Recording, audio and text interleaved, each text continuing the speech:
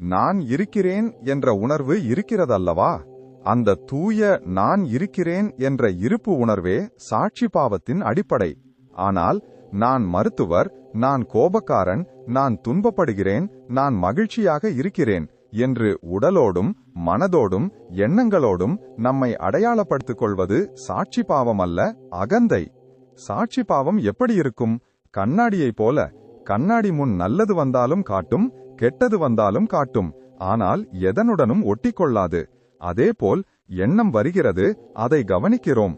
உணர்வு வருகிறது, அதை கவனிக்கிறோம். செயல் நடக்கிறது, அதையும் அறிகிறோம். ஆனால் நான் இந்த எண்ணம் அல்ல, நான் இந்த உணர்வு அல்ல, இவற்றை அறிந்து கொண்டிருக்கும் தூய விழிப்புணர்வு. இந்த நான் இருக்கிறேன் என்ற தூய இருப்பில் நிலைத்திருப்பதே ஆத்ம விசாரத்தின் சாரம். நான் யார் என்று ஒரு பதிலை கற்பனை செய்வது அல்ல, நான் என்ற உணர்வின் மூலத்தை நோக்கி திரும்புவதே ஆத்ம விசாரம். பகவான் ரமண மகரிஷியின் உபதேசத்தின் சாரம். நன்றி.